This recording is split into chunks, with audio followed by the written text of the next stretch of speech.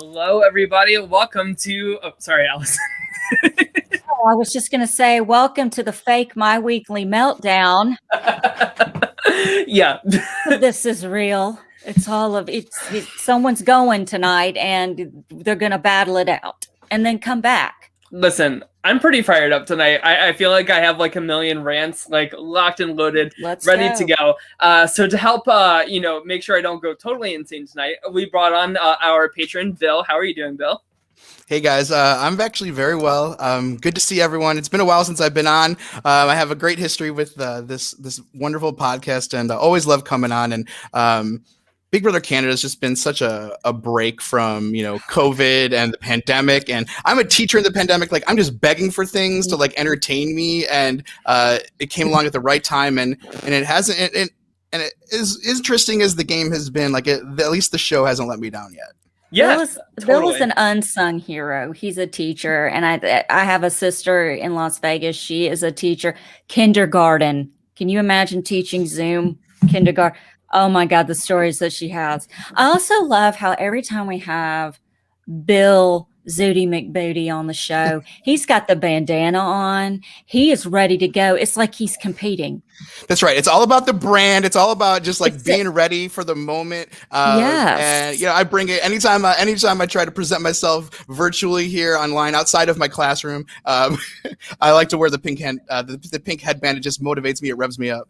I love it. Well, I'm feeling pumped up. I'm ready to talk some BB Can. But so Bill, this is the first time we've had you on this season to talk about Big Brother Canada 9. So like, what are your thoughts overall about the season? Who are some of your favorites? Who are you rooting for? Who are you like?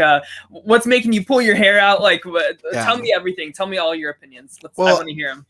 I am wearing this little item of clothing for a particular reason, not only because Kevin Martin is the Big Brother 5 champ and just probably the GOAT, in my opinion, in Big Brother Canada, but he was very vocal about Tina at the beginning of the season. And he said Tina's going to be the best Big Brother player of all time. Like, watch. He said, mark my words. And I was on board. I was on the Tina train with Kevin Martin this whole season, and I had my bets on her. I had it was just big Tina fan. What are you at? Like the whole thing, and at some point I'm like, Tina is really gonna just turn it on, and she just didn't turn it on. She just never went to that next. She just never went to that next level, and so that was upsetting as being a Tina fan. And then the second thing, I would be remiss if I didn't, take us back a few weeks to Spicy v Victoria. Probably one of the most entertaining Big Brother, not Big Brother Canada, but Big Brother players of all time. I'll say it. Had me locked in on the feeds, and the second she went, I feel like I blipped with everyone else and just kind of left the feeds and. Now we're casual, Bill, for the rest of the season, probably. Let me ask you a question. Do you think when Arissa greets the house guests that have been evicted and she has to go, oh, no, not Tina. Like, do you feel like it was forced? Because I love Tina, but Tina. Yeah. Okay. I share Bill's sentiments here that I feel like a lot of us really hyped up Tina's potential in this game. She really fizzled out here at the end, and it's very disappointing. It was bad. As a casual Karen watching, it was bad. Like the way she was comforting Kiefer, like, I had a feeling this was going to happen, that you were going to go. Yeah, I thought so. It's a horrible Canadian accent. Y'all, I just want to go on record. I'm not my enthusiastic self this evening. I'm making a mini Allison documentary. I got the one that begins with an M. Moderna? Is that the Moderna shot today, my first round. So I don't know. I've just got some crazy shit going on. So I apologize that I'm less than enthusiastic. Don't take it personal. But I am documenting. I'm making an Allison documentary about the whole experience. Well, congrats on getting vaxxed, Allison. You are now microchipped. So I can not only have been microchipped, I have little like government officials living in the microchips. Yeah. In my body. It feels great. And, one of the main reasons why I did it is because I'm going to be a grandma in, later this year. And I really want to make sure I'm 100% for little tiny as little baby. I love that. And I'm sure your future grandchild does as well. I'm sure I will be thanked in shitty diapers. Well, so speaking of shitty, let's shift from shitty diapers to shitty gameplay, because I do agree with you, Bill, that like Tina really fizzled out this week. And I want to rewind to like last week. Like I feel like when Beth was HOH, taking out Victoria, a lot of that was Tina's pushing to make this happen, like really cashing in a lot of that social capital that Tina really, really built all season long and spent very sparingly, like until it mattered. And that's why Victoria went, is because Beth felt she had all the support from Tina, Tara, Brayden, like everybody, right? She was really talked into like pulling the trigger and making this happen. So where was that with Tina trying to get Beth on her side this week is my question. Yeah, that is the question. The game, you know? And it's so interesting because at that time I was locked to the feeds, and Tina was kind of the driving force behind this Vic thing. Although Big Brother Canada chose not to show that. Big Brother Canada chose to give all the credit to Brayden for some reason. Yeah. And now look what we have. And I imagine Allison, like as someone that's maybe not watching the feeds, as I would be interested to know like your opinion as a casual, like, what did you get from Tina? Did you see anything from her like during the season? Yeah, that's what I was afraid of. My favorite part about last night's episode was during the veto competition, Tara is first, and then they showed Tina standing behind her next to Brayden, and they're all, she apparently finished, and and then the next thing they jump to, oh, and Tina's done, and she walks behind Tara. I'm like, way to go with the editing, because you draw one job to do. Right. Yeah. Anyway, but no, I haven't seen Tina do anything, and God bless her. I love it. Listen, I'm all about older players, being an older person myself. I really want to see that. And it just relative to like who casting puts on these shows. Dude, how old is Tina? Tina's in her 40s? Yeah, she's like my age. Listen, I'm like a senior freaking I'm geriatric. I'm 44 years old. You cast me on Big Brother. I need you're basically Jerry from Big Brother 10 at this point. What did I tell you? I can't squat without my hip popping. I tell you, Allison, I'm 37, so I'm like in that zone where I'm becoming like the old guy if I'm on one of these shows. But honestly, the older we get, though, I think the better chances we have. Like if we're this crazy when we're this old, they need us. They need us now. Big Brother, you need us. You need us. Yeah. I mean, I agree, Bill, that the TV show is really building up Brayden to be this master manipulator behind the scenes. And I know that Brayden has a lot of stands on Twitter. I think it's great, what he represents for a player in the Big Brother community. Absolutely. I loved the big segment that he had with Ty tonight as well. But if you're coming to this podcast to hear praise about Brayden's game, you're not going to get it here, because he is just totally fine with playing.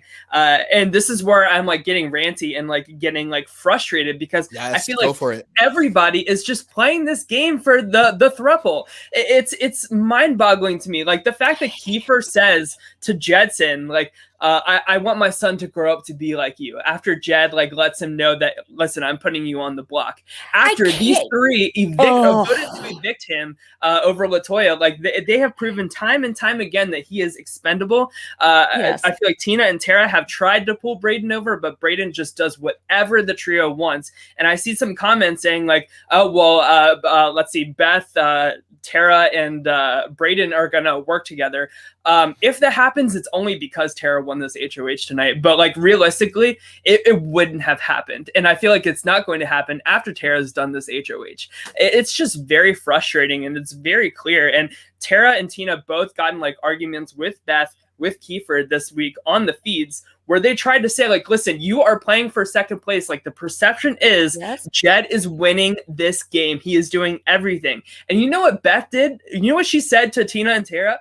she said, are you saying that just because I'm a woman? And they're like, no, that's not what we're saying at all. Like, you need to look at yourself in the mirror and realize you are Nicole Franzel 2.0, because that is all I'm seeing from Beth at this point. Yeah, and Beth is giving us this, like, people are getting in Beth's head. Beth is really interesting because when she's on her own, she's been thinking to herself, I need to cut these guys. I need to cut these guys. And maybe there is a chance that with Tara winning this HOH, she does pick up on that option if it's still available to her. Yeah. But that situation, or just earlier, maybe it was even today or the last day or so, I did catch a little bit of the feeds where Tina was approaching Beth, and she was like, you're not going to beat these guys, and you need to cut these guys. And then when that conversation was over, Beth goes 180 and is like, you know what? I'm going to work with these guys, and I'm going to prove to everyone else that I can beat them. I'm going to take them to the end just to prove to them that I can beat them. And she went and told Jed and Ty everything about this conversation. It's just so mind-boggling to me, Allison. It's so mind-boggling to me, Bill, like that these people, like the Oddballs literally had a 7-3 advantage. And look at us now. Like, we are rooting for Tara to take one of these guys out like that.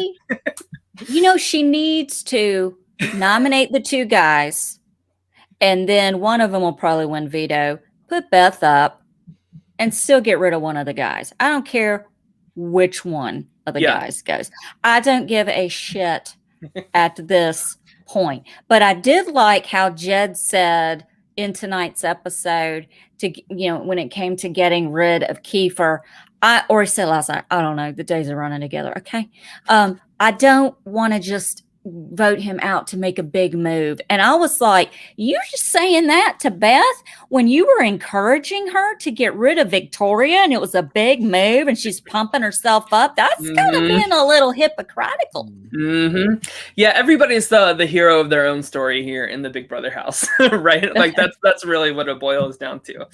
I see some people getting upset, maybe in chat a little bit, like maybe like these boys shouldn't go. We need to keep the boys. Well, there is like, and maybe this is like at the end of the podcast, but I don't care. There's like the slight little edge. There's a slight little light for these boys because earlier in the season, Tina, you know, had some issues with these guys, and you know, that information went viral about, you know, some microaggressions and things like this that she may or may not have been talked to about in the diary room.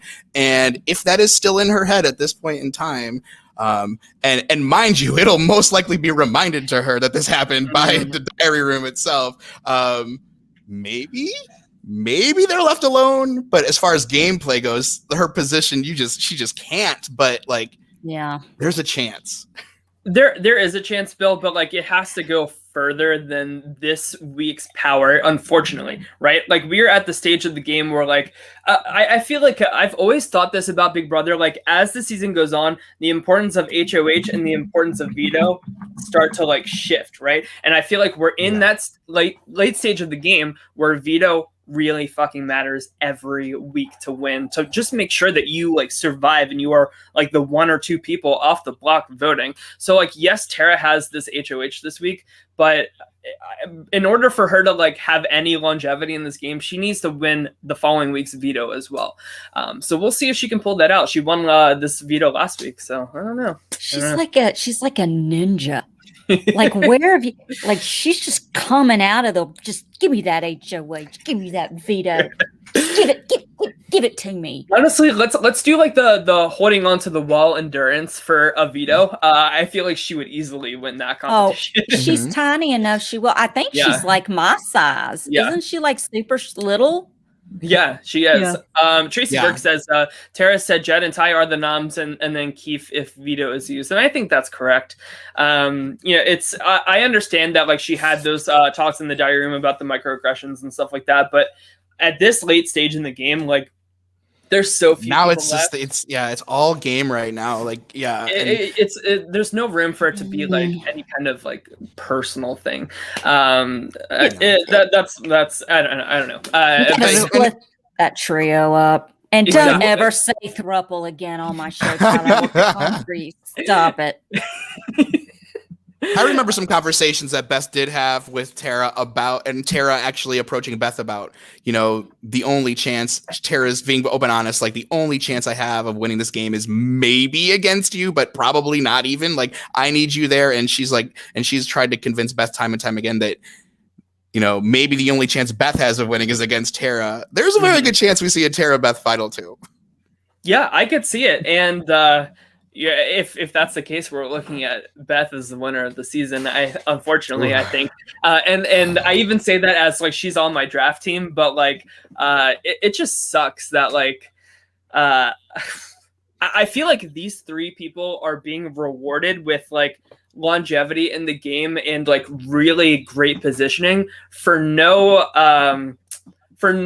like reason of their own, no like social strategic gameplay of their own. I feel like everybody in the oddballs has just played so terribly, so messy with their power. I'm pointing at you, Victoria, and it's really just like set these three up to just like slide on by, not be on slop the whole season, not touch the block the whole season. Like it's wild. If only like the oddballs just could have like came together in a more solid foundation.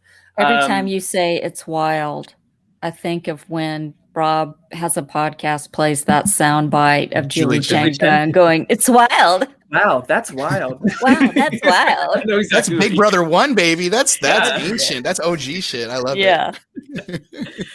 Speaking of that, Julie Chen posted an Instagram post today that I had a little rant. What did she say? What did Julie have to say? I'm all fired up. My face is like getting red. I'm just like, but this is typical Tyler at the end of a Big Brother season, right? Yeah. So Julie Chen posted a picture today of she posted on her story, "I love Jesus. Thank you so much, God, for everything." And I was like, yeah. Next tap. And then so she posted like a picture of like Big Brother 10, and she was like, I can't believe this was like over 10 years ago. Like, what's your favorite Big Brother memory?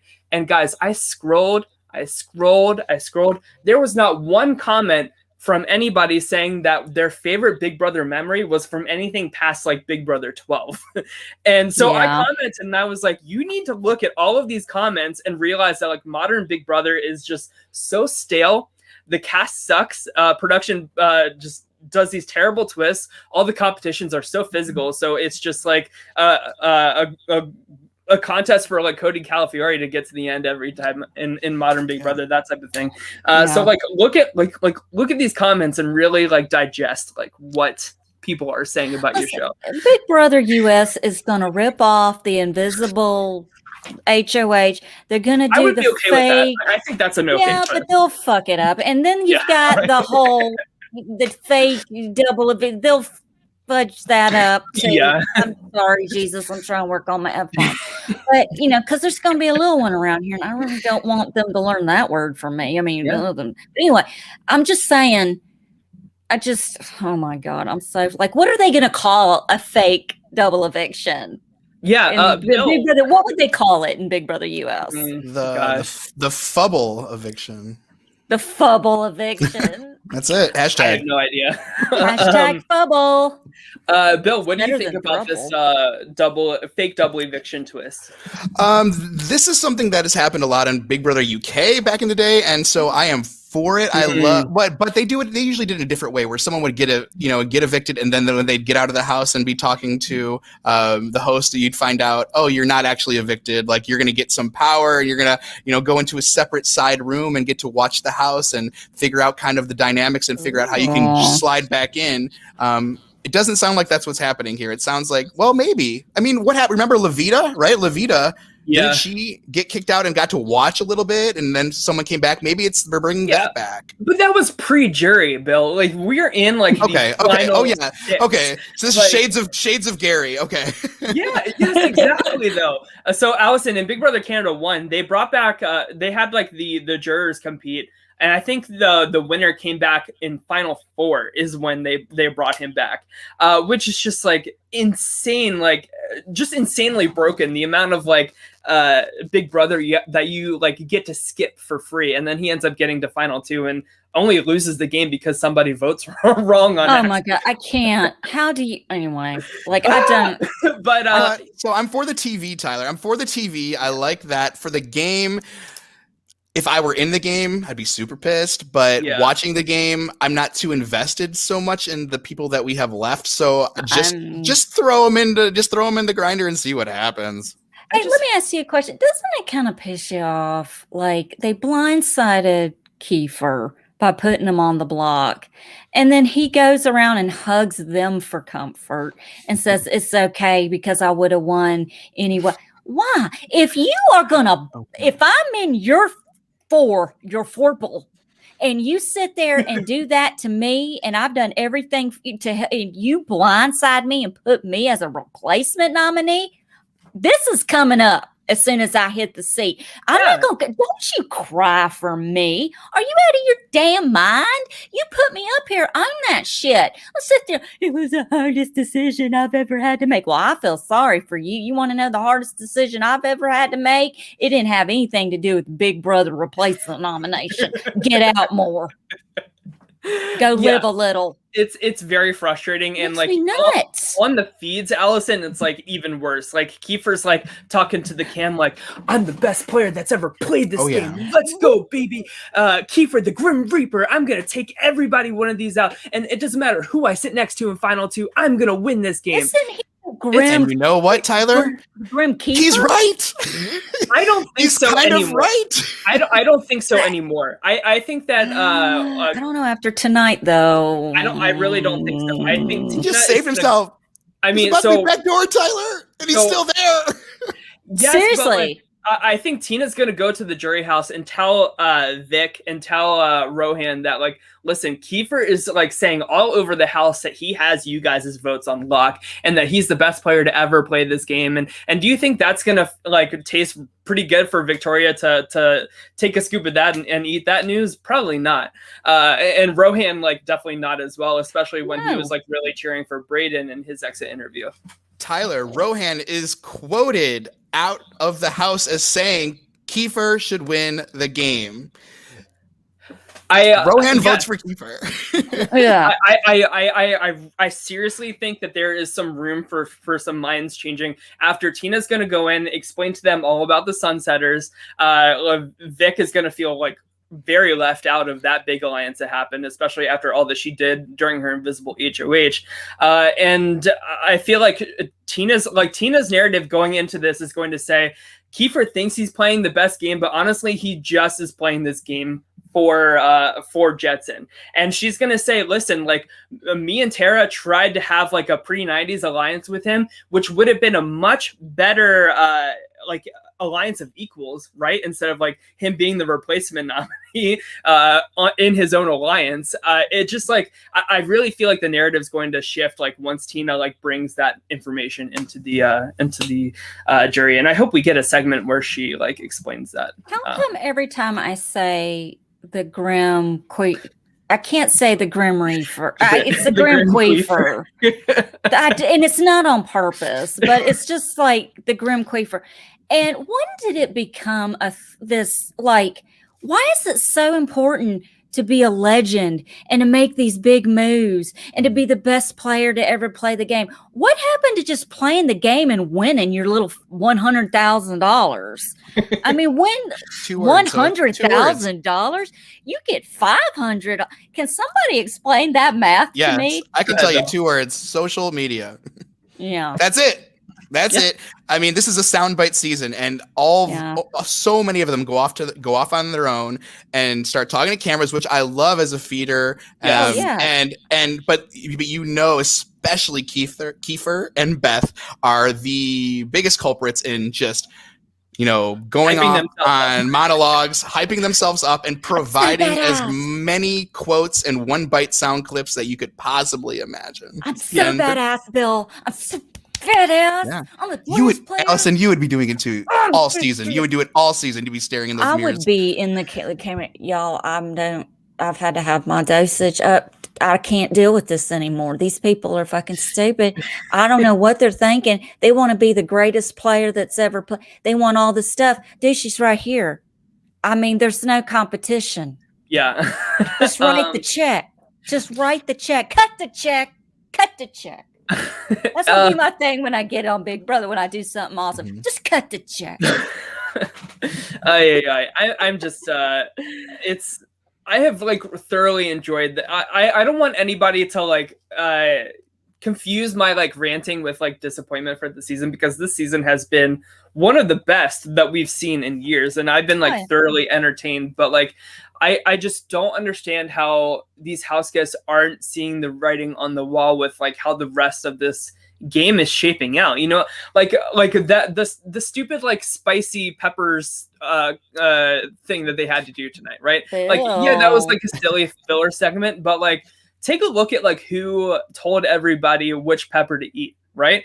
Jed was like, all right, Beth, you're gonna do 5, Tina, you're gonna do 2, Tara 1, Ty 7, like, and everybody just like did that, you know what I mean? Why didn't Kiefer eat one? All of them ate one. Oh, they didn't show Kiefer eating it. So had this like big green thing. Bill, he took a big old bite out of it. Yeah, you know, it's Bill's gonna do something for us. Well, okay, hold on one second. Oh God, I'm scared.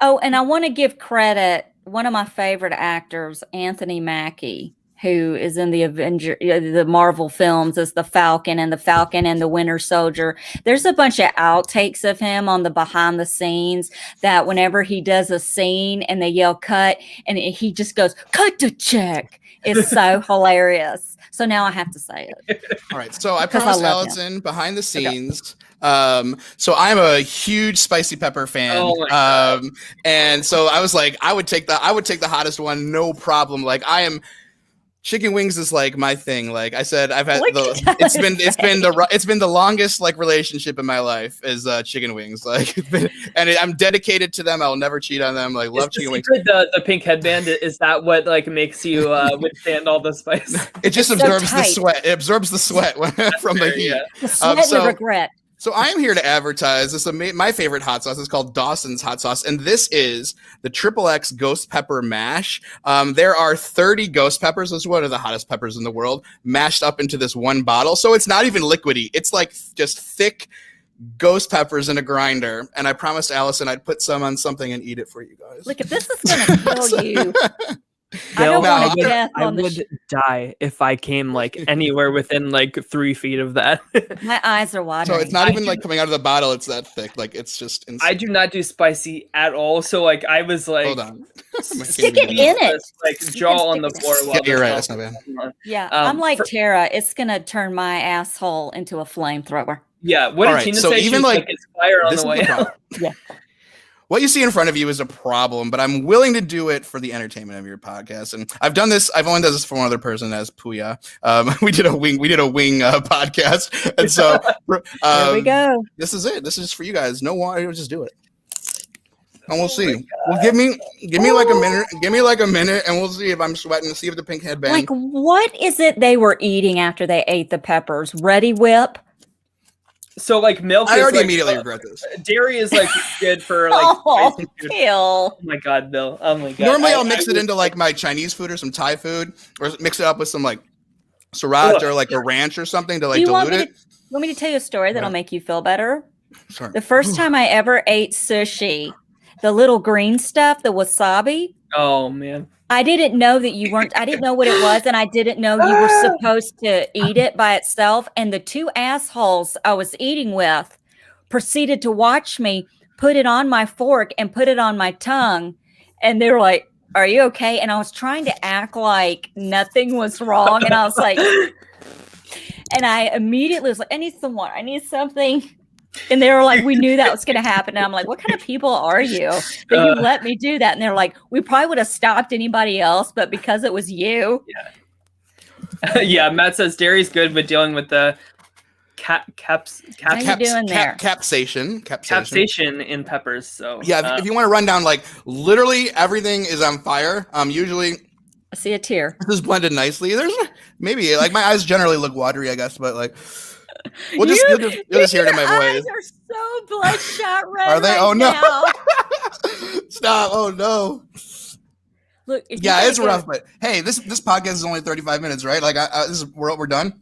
Right. Listen, Bill, we had to endure. I don't know if you're watching the challenge, but they had to drink like a liter of blood and like eat like a pig's brain. So we have like that, and then like people eating spicy food tonight. Like This week has been like my worst nightmare because I am like the world's pickiest eater. I've never even had a hamburger in my life. So, Bill doesn't care. Look at him, for God's sake. I would never do the I can't do like nasty foods. I can't do nasty foods like spicy. I'll go with it. I can just live through the pain, but I have like a nasty ass gag reflex. So like I would just be like Fessy, be like, your leg doesn't work anyway, so I'm just gonna chill. Sorry. I actually understood.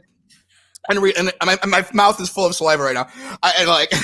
And I understood Fessy for a minute there. He is a jerk, but like I understood him in that moment. Who was it they had on Twitter? They had carrying Wes. Somebody threw Wes on their back during a Kenny final. in the Rivals 2 final, I think. Yeah, this is how it's done. You throw them on your back and you carry. And Fessy is twice that guy Kenny's size. Yeah. But so how you feeling, Bill? It's actually winding down a little bit. Yeah, okay. I'm feeling more like CT and less like Johnny Bananas as the CT backpack. Yeah. Oh, okay. So you're not the backpack right now. Yeah, I don't feel like that. Yeah, I love that analogy. I feel like I'm the driver again. We're going into challenge. You were talking about earlier, like. Why doesn't we need someone? Where's our big brother Mark Long that says, hey, CBS, hey, Paramount Plus, we need a real OG season of Big Brother. How about a Big Brother OG over the top or something? Dude, I'm so with you. What we got, all stars we got was bullshit. Yes, I agree. A Paramount Plus condensed, like I'm talking like the pace of like Celebrity Big Brother. Get the best of the best. Give them a shit ton of money. Allison's paying for all of Paramount Plus by herself. I pay $10,000 a month for. We know that like they could do this if they wanted, and I guarantee you, if they did like this type of season, we could get like Will. Dan and Derek all back to like really battle it out, and that would be really fun to watch. I have always said, stop doing Big Brother Celebrity and do a short All Stars in January for 6 damn weeks. And Derek would be the first boot. Derek is my hero. I hate you. Yeah, Derek would be first two-time winner, right, Allison? No way. No. He's always a winner. Absolutely not. Nope. Derek always comes up when I'm here because I'm with Allison on the Derek. I am a Derek fan as well. Okay. I get the hype. I get the hype with Derek. But you know what, Bill? Tyler's already got bragging rights this season of Big Brother Canada 9. But yeah, I know the best on my, I picked my pick, but I'm not going to be happy if she went. Shut your mouth, because my 2 winner picks are already gone. That rarely happens in this universe. Couldn't come on the show the night that her draft team was the first one wiped out. So, of course. Also, I want to correct myself. You got to go there. Correct myself. Derek is the first 2-time winner. He did win Big Brother All Stars last year, so but yes, yeah, exactly, that pre-gaming. No, I do want to talk about this like fake double eviction twist a little bit more. So just to clarify, I had to like rewind it a few times just to make sure I heard her right. So Arissa said, so we're like Tara's like evicting somebody like normal this week, but then they're telling them it's a double eviction. So they like go through like what a double eviction is, and then those 2 people evicted, so whoever's gone on Tara's HOH and whoever's the second person evicted, compete for like one of them to truly go home and one of them to stay. Yeah. It's not a fake double eviction. It's a battle back. Bubble. Yeah, exactly. It's like a built-in battle back. Exactly. Yeah. And I just like, I don't know how I feel about this twist. Like I feel like this, it kind of like caters to the majority alliance, I think. And whenever a twist like caters to the majority alliance, I'm pretty like thumbs down on it. I'm surprised they didn't bring this out when Victoria was going home. Where was that then? Yeah, like right. Yeah, exactly. And this is just like way too late in the season. Or have like when like imagine like Vic and Rohan competing against each other for that. That would have been good TV. Like that is good TV. Everyone would be invested. Yeah. So Arissa, if you're watching, like, girl, I know that I know you're not watching, but I know you can do better than clip it and ship it to Arissa right here, guys. I'm gonna cut it up and I'm gonna tag her on the Twitters. Because it sucks that like Tara could eventually, like, she could potentially have like a game-winning move here with like how she goes about this week. I feel like if she gets out one of the boys, especially if she gets Jed out, that's going to get a lot of respect in the jury, especially with Tina like praising her in the jury house. I think it really builds a lot of credibility for her, and like the fact that like she evicts Jed and then he like comes back in like a silly like fake double eviction. That's not good TV. I just don't want to hear her say to any of these guys and stroke their ego and say, well, I nominated you because I know you'll win. No, let me tell you something. When Allison wins HOH, you're going up. I really don't feel like I have to explain myself. You know why you on the block. Yeah, okay. Right. Period. End of it. I don't have to. You want to have a one-on-one? We can have a one-on-one therapy session. I'm okay with that. But don't. No, I'm not going to stroke you or whatever because you're on the block. Mm-hmm. No. Yeah. I think you're in the way of my money and my confetti. Oh, okay, Jackson. What the? But I think the Fubble, the only person that the Fubble might potentially like, don't forget the hashtag when you guys are talking about it online. But like, yeah, the only person it might help is if Kiefer gets evicted and comes back from the Fubble, and then so this is the second time he should have been out the door and comes back. Like that's good for his resume, but I think it tarnishes everybody else's. Yeah. I feel like that's a very specific situation though. Like realistically, what happens this week is Tara puts up the boys and say the veto is not used, right? So let's say like. Gosh, I would say probably Jed goes because he is the bigger threat in the jury. And then Tara can't compete in that following HOH. So best case scenario, Tara wins that veto. And like the underdog story like can continue for her. I'm not saying she's a good player, but she's certainly the underdog, which is always rootable. I love the underdog. But so say Tara wins veto, that means that Brayden's going to be the one evicted. So it's like Brayden versus Jed in a comp, and then surely Jed is most likely going to win it because these like quick like double eviction comps are always pretty physical. So I don't see this playing out in a fun way. And Arissa had like a slip up when Beth was walking into the diary room for the double eviction. Arissa said, God, how embarrassing. And that's what I'm going to be saying a week from today when we go live after this mess of a twist. Oh, it's so fake. Everyone's so fake. It is a battle back. It's like, okay, has there ever been like a battle back with where they take the first 4 people that were evicted in Big Brother Canada? And did they ever do a battle back like Canada? Because we've beat this to death in US. BB Can 3. Remember Cindy with an S came back. She did. Was that first 4? Or was that? I think it was more of a. I thought. Oh, was it? I thought it was more of a limited experience. Oh yeah, because they were all hanging on the ropes, right? Yeah, it was like Risha, Neha, Cindy with an S, and Johnny. I think. I'll be very impressed if I was correct on that. I think you were at least 3 for 4. Yeah, I'm not. Yeah, I think that's pretty good. You're closer than I would get. I wasn't even watching it. I always liked Neha, but mostly because we share the same birthday. So I miss Neha. We need a little bit of Neha back in our lives. She was really an underrated player. What could have been. But yeah, so I think like I think that they've done that before. To answer your question, Allison. Can I say this though? I brought this up a little bit ago. This is what's coming out of my mouth when I become HOH. And it's not going to be HOH-itis. I owe you nothing. You get what's happening to you. Get the veto and get the fuck out of it. Yeah. I feel like that's going to be Tara's approach this week. I don't think you're too far off. I feel like those exact words might come out of her mouth. And I don't blame her for having those words at this point. So fuck these people. I'm so tired of the generic, same old people getting in there and running no, your ass is touching the block.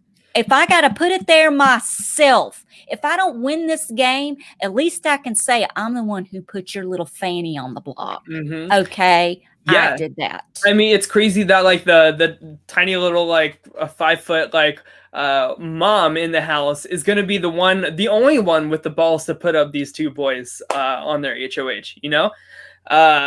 So say what you will about Tara's like messy game, but she has a pretty exciting end game coming down the stretch here. Let's just hope that she wins next week's veto. Size don't mean anything. I'm 4'11". Well, according to my last doctor's visit, I'm 4'10" and something, but still close to 4'11". Downward slide. I'm shrinking. Okay. But here's the thing. I make up for it in attitude. Do you know how many people I have met that have said, for some reason, I thought you were really tall. Shut up. Because Tyler has to hear this story. Every time she talks about how tall she is, she has to talk about how when people meet her in real life. Who are these people you're meeting in real life? Huh? I feel like that's the number one personality trait for like short women is like explaining how short they are, how little they are. And let me tell you something. If I'm in line somewhere and you're in front of me and I'm tall, if I walk in a store and I find someone that I am taller than, my ass is stalking you all through Walmart. And I'm going to be, just so I can stand next to somebody and be tall. So this is what it's like. I'm looking down at someone that's not a cat or an infant. Oh my God, can I get something off a shelf for you? You want to climb me? You want to use me as a ladder? I feel you, Allison. Not many people, like, in this internet world know me from, like, the nipples down, and I'm also very, very short. So, like, I feel you. I get it. Short You're people part live of the forever. itty bitty committee. Yeah. I apparently have tall energy. I'm 5'4.5", 5'5" on a good day. Yeah. Wow. Tall energy. Let's do it. It's very rare when I get to say I'm like the tallest person in How tall are you? 5'10". Huge. He's a giant. Get him out of here. Listen, my son's 5'10", and his father is 6'2". And my whole thing was, dear Jesus, just let him please be taller than me. Yeah. Just taller than me. Just taller than 4'11", and I'll be happy. But and he's like still growing apparently. Same with my parents, Allison. My dad is 6 foot. My mom is 4'11", and so I landed right in the middle. My sister got the short end, like the shortest end. I think she's 4'10". So, yeah, we love our short people around here. Yes. We love him. My dad is 5'4", like Bill, and my mom is 5'1". I'm 4'10", and I didn't even make. I didn't even break the bank. Okay, anyway. So but look, Matt Henning's the winner. He's 5'11". Okay, he's always the winner. He would have it no other way. That's right. All right, so let's update our draft here. Because wait, that's not correct. Let me upload it real quick. One job. One job. I'm terrible. One job to do. I'm it's here. Uploading, it's uploading. Physically ill, carrying you. Okay, so while it's uploading, how about here we go. Okay, it's good. Okay, here you go. So Rory lost his first person tonight. And I feel like all season long we've been saying Rory has the best draft team. My question to you, Bill, is do you think that still holds true, or do you think somebody else which draft team do you think is winning this season? Which draft team? Well, let's see who's available.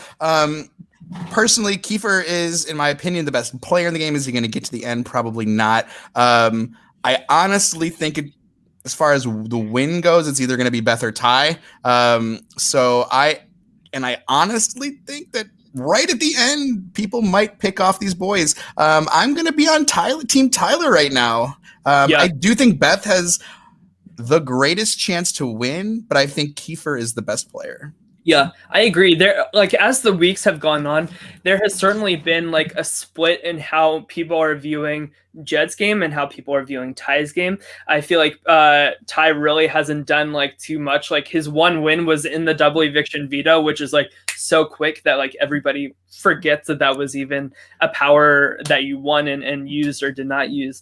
So Ty definitely needs to like step it up and add something more to his like resume. I hate that it's like the resume is like the thing now, but like, I'm kind of with Matt Henning right now on Team Valencia with Braden and like, I kind of feel that psychic. I could see them, Braden and Tara in the final four potentially, but I don't see either of them really winning the game. I don't know. I don't either. I think people are really overrating Braden's game online and really thanks Big Brother Canada editors. Yeah, exactly. And they were on it. They were on it last night during the veto, as I said. Yeah. I don't see what the editors are trying to make all of us see in Braden's game, and very disappointed that he just like follows the throuple wherever they go. Sorry, Allison. I know that's triggering. I enjoy Brayden's presence. I think he's a really nice guy, and I kind of like how he has found his way to attach to certain people throughout the game and stick to it. And if people can do that, good for them. But I don't know if I've ever turned on the feed where he's not laying down. I mean, I understand it's a Big Brother house, but he's never on the move. He's never making the move. He's just laying around. Exactly. He's never the one like initiating a game conversation. He's never the one like trying to maneuver the conversation to like anything that he wants accomplished. He really just like passively listens and agrees with what anybody is saying. It's almost like the same type of game that Tina was playing, but Tina, I think, was a little bit more of a stealthy assassin with it. Where but not to interrupt you, but hasn't he saved people that were on the block and flipped the house? I mean, hasn't he done certain things, or is that the editors playing mystical mind games? It's the editors, like, unfortunately. Okay. Like the Brayden on the feeds and the Brayden that we're seeing like say very obviously like scripted things in the entire room are two very different people, two very different players in terms of capability in this game. I love the scripted responses though. Aren't they fun? Yeah, that's par for the course for Big Brother Canada. I will never do that. I will never. No, if you didn't get it the first time, I'm not repeating it. Didn't you hear Victoria, Allison? Big Brother Canada is not anyway rigged or scripted. That's the biggest surprise of her life, that it was rigged or scripted at all. Oh my God. That was so good. That was so good. I'm surprised she didn't disappear on the way to the jury house. Arissa's like, due to personal reasons, Victoria has removed herself from the Big Brother Canada jury. Yeah. She removed herself from the limo while it was in motion. Wait, do you not think Big Brother told her to say that? I swear they right. Yeah. Okay. Absolutely, good. Okay. Yeah. She did not believe anything she was saying. That was such shit. I bet. I get it. So I think this is what they told her. I think that they are really thinking about an all-star season for next season of Big Brother Canada. Arissa herself has tweeted like the hype and interest for an all-star season by your friend Kevin Martin. I think that they probably told Victoria, listen, like, you are like our number one pick for like an all-star to come back from the season, and understandably so. I would agree with that decision. But they're saying like, listen, you talked like bad about production on the feeds. We in your exit interview, like, we need you to kind of course correct that if you want to be on good terms with us moving into all-stars potentially for next year. That's what I would do if I were a producer. Victoria, look at me in the eyes, Victoria. Do not get on the internet and play any online reality games until you play All-Stars. Do not get any public fights until you play All-Stars. She's in the exact same spot as Caitlin Herman. Exact same. Same. And Caitlin ruined her chances by going for Ica. Big mistake. And now, oh my God, I would never do something like that. Was Caitlin on All Stars? Nope, when she absolutely should have been. She should have been. I totally agree with that. She is a unique legend in her own right. I hated her so much on her season of Big Brother, and I've come to love her. Like, I would go to her for counseling. I mean, like I would sign up for it. Why not? Her flopping on the puzzle is like one of the most like. If Julie Chen had to ask, like, what's your favorite moment from modern Big Brother, it would probably be Caitlin not completing the puzzle.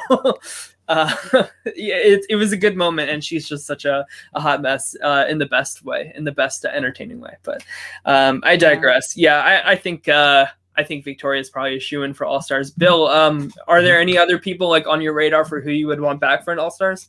Wow. I have not been thinking about it. But let's see. And I would love to do like love to see Mitch. I'd love to see Mitch. Yeah. Yes. Sorry. I was just gonna say I would love for like you and I to do like a draft like show for like an all-star season for BB Can. I would be down. I would have to do some. I'd have to do some history research. But yeah, I would love to do something like that if you want to. Yeah. But sorry to interrupt. I want to hear who else. But Mitch, I would love to see. I would love to see Levita. I would love to see. Hamza, of course, he's my Sequester 11.0 castmate. I knew him before he was on Big Brother. So like when watching him in the house, it was like watching a friend in the house. And that was a totally different experience and something that I'll never forget. And I would love to see him have another chance, because when he lost, like, I just remember how that felt, just when we were all just crying, and all of Canada was crying because it was him versus Buddy Marin on the block, and it was just a double, and like he just got so screwed. So I want him back there, and he just has so much love and passion and bravado that, I mean, he's going to be instant television. I would also love to see Sabrina. I think that's important that she finds a way back on there, because we want good TV. Yeah, that's that would be really fun.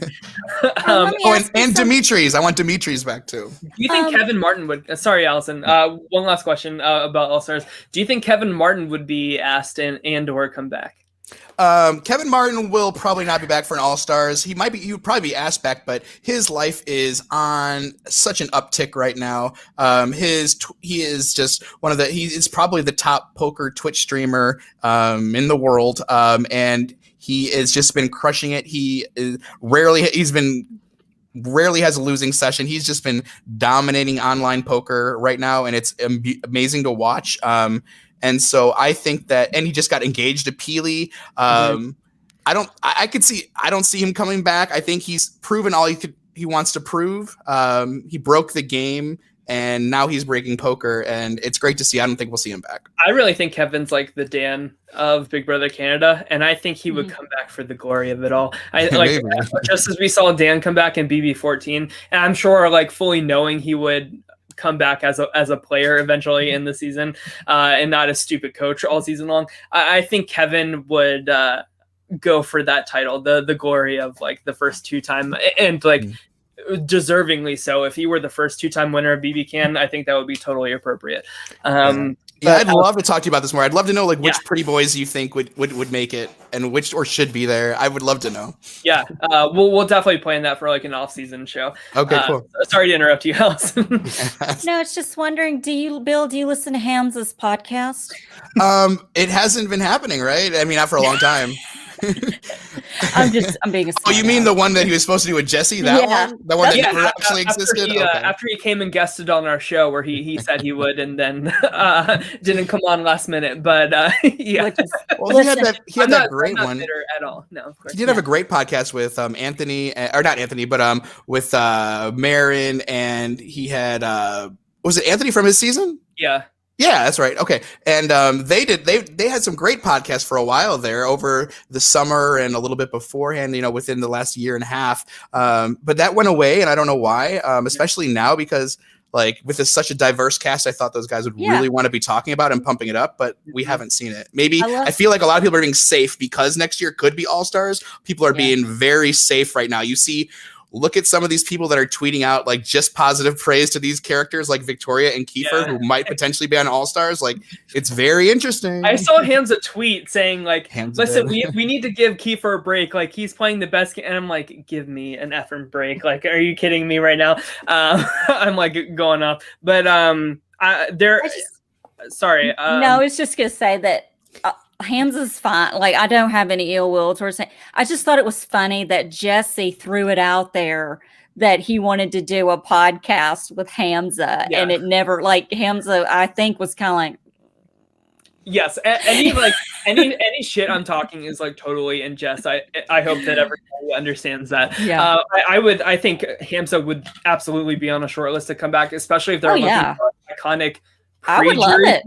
Like, I feel like if they want some pre-jury people, the two biggest names that come to mind are Hamza and Erica Hill, which did a funeral for on this very podcast. She liked it. And she liked it. She retweeted it, I think. But it was the first epilogue I've ever given. Mm-hmm. And God, what a player she was. I would love to see her back. Who doesn't want me to give their epilogue at their funeral? Instead of cameo, I'm going to do entertaining. I'll do epilogues for you. Does the fly swatter come with you to these epilogues? It's a little upcharge. Yeah. Okay. It depends. It comes in the $10, $20, $30 range, which is probably overpriced. Yeah. Adrian says, Roham, I also want to see come back, and also Kayla. Yes. Bill, we definitely have to do this show. You guys need I'm gonna stop talking about other people. Yeah, for sure. Gotta save the gold. Gotta save the gold, right? So let's make a guess who we think is like eventually going this week with this twist in mind. I'm going to say what do you think, Kiefer. Allison? I'm going to say Kiefer. I'm going to go balls in. Wow.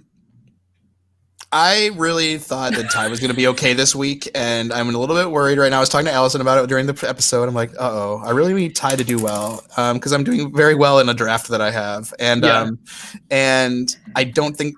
I'm hoping that it's Jed. That's going to be my prediction, just to keep it in the universe that it's Jed.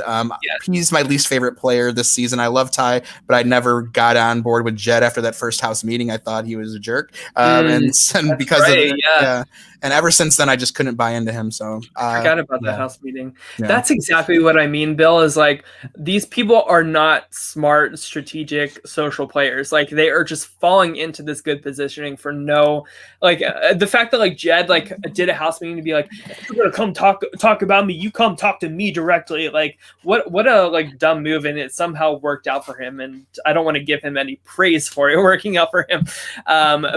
Matt said, you give a eulogy at a funeral. Yeah, okay. Oh, did you say epilogue? I should have caught that. But you know what? You two bitches didn't even catch it. Listen, I can't speak words anymore. I think it has become, I can't pronounce names and I can't say words. And apparently I have got the Mirena shot today for my vaccination, when a Mirena actually goes in your vagina and the Moderna's goes in your arm. I just give up. I can't talk anymore. My prediction is going to be Braden going home this week. I think like just because of all the tomfoolery for this fake double eviction, I think Braden's going to like be an easy out for everybody to take out for this double eviction, and then he's going to lose the battle back part of the fake double eviction. So that's my guess. Lily, who sits through these shows in my lap all the time, every night, says, "Who do you think? Who do you tell me? Who do you think?" She said, "Do you hear?" She said, "Jed." Okay. There you go. Two for Jed. Lily Marie said Jed. I mean, if Jed goes, I feel like that blows this game wide open again. And that's what, yeah, exactly. And if I feel like it's in the theme of the season to expect one thing, and then like these messy players just don't know how to play well and play close to their chest, and it makes for a lot more fluid of a game, thankfully. But are any of these people going to be considered one of the best players of all time? Absolutely not. Matt said, "I trust the cat the most on this panel." Yeah, that's fair. But I think that wraps it up for us. Bill, where can we find you on social media? Isn't one.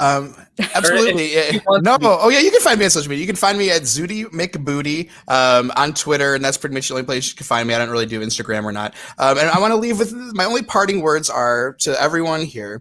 Just imagine. Let's bring Julie Chen back. Just imagine being Julie Chen in this moment where someone walks into the diary room and she says, "Who do you want to evict?"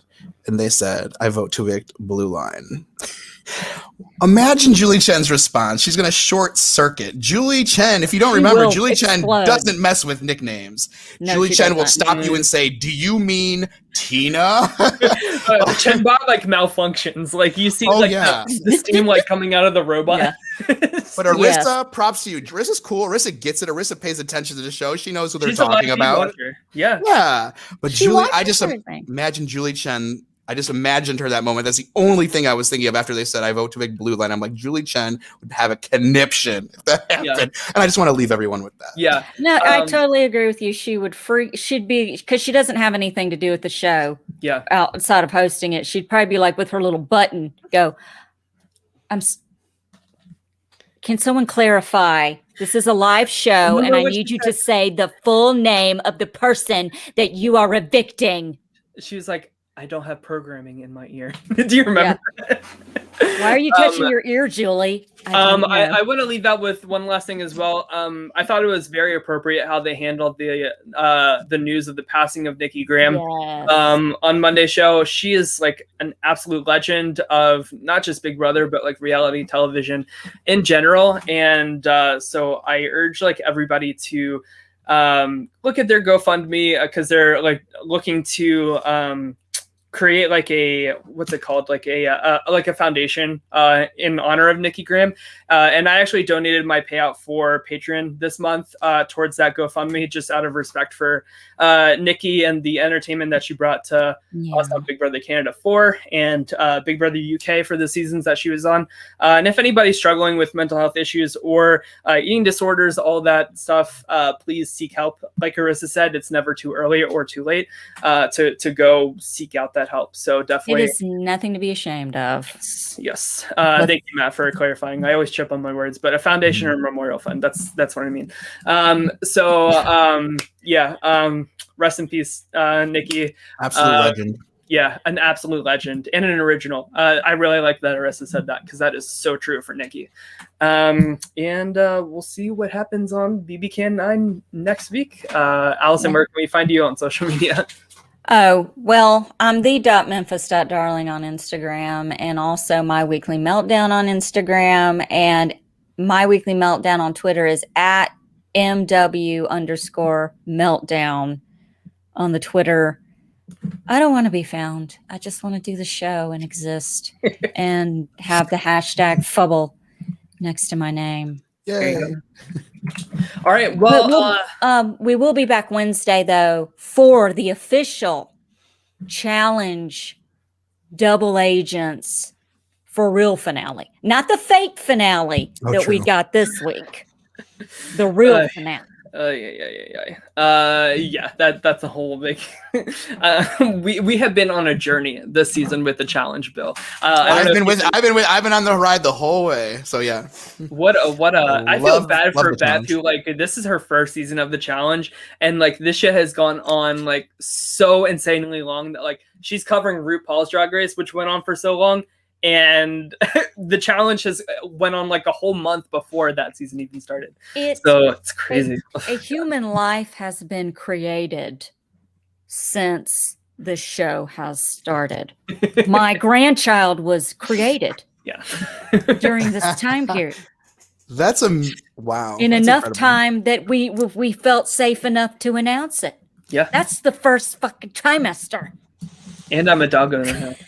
And Tyler's a daddy, a dog daddy. I've seen pictures of you. Maybe I think I've seen a picture. I want to share this picture that I took of her last night because she's. Oh my God! Here we go. Angel. You know, you give me so much shit. Oh yes, I have seen a picture. Yes. When I post anything of Finley, I get so much grief. Look at that face. Cats are different. So adorable. How is a cat different? I mean, like when we played the Hunger Games and Finley exploded somebody with a landmine.